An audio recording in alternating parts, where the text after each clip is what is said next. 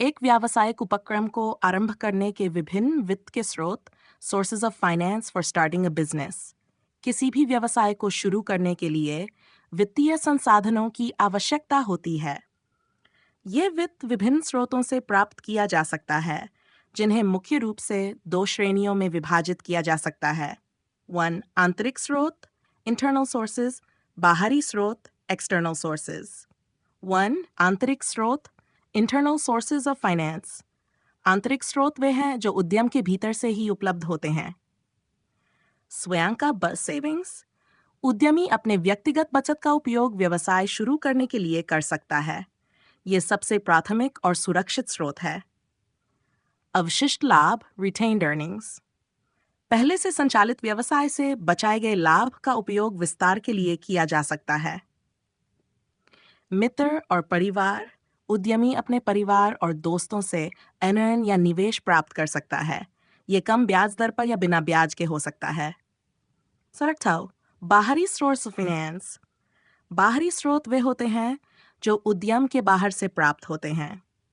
स्वयं पूरी कैपिटल। व्यवसाय में भागीदारी के आधार पर निवेशकों से पूंजी प्राप्त की जाती है। शेयर धारकों को मुनाफे में हिस्सेदारी दी जाती है। बैंक लोन्स, यह सबसे आम बाहरी स्रोत है।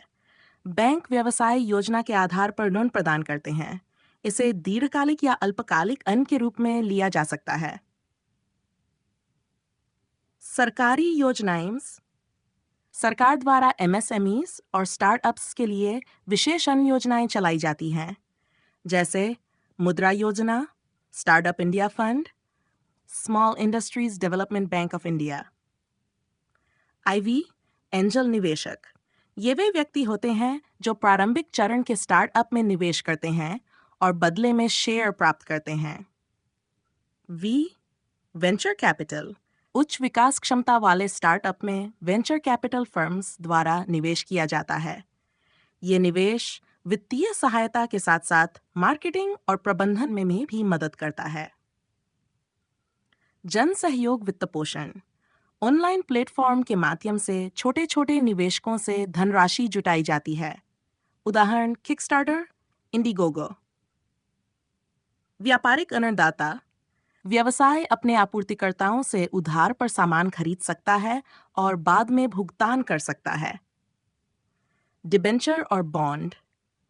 व्यवसाय डिबेंचर और बॉन्ड जारी करके यूनियन प्राप्त कर सकता है। निवेशकों को निश्चित ब्याज दर पर भुगतान किया जाता है।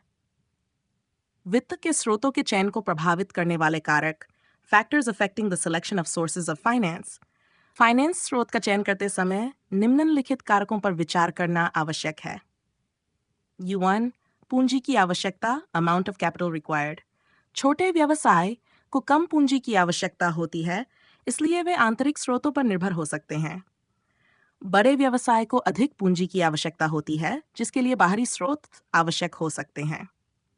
डू, वित्तीय लागत, कॉस्ट ऑफ फाइनेंस। विभिन्न वित्तीय स्रोतों की लागत अलग अलग होती है। बैंक अर्नर पर ब्याज देना पड़ता है, जबकि एंजल निवेशक को शेयर देना पड़ता है। कम लागत वाले स्रोत को प्राथमिकता दी जाती है। 3. जोखिम और नियंत्रण। शेयर धारकों से पूंजी लेने पर मालिकाना नियंत्रण कम हो सकता है।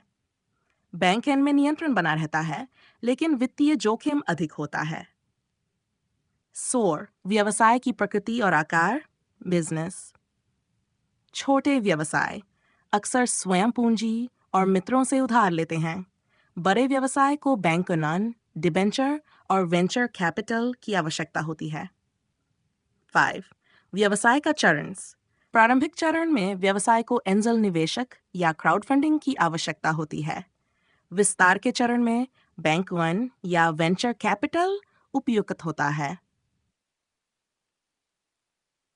6. पुनर्भुगतान की अवधि, पीरियड। अल्पकालिक ऋण जैसे क्रेडिट को जल्द ही चुकाना पड़ता है। दीर्घकालिक ऋण का पुनर्भुगतान लंबी अवधि में किया जा सकता है। सह उपलब्धबिलिटी।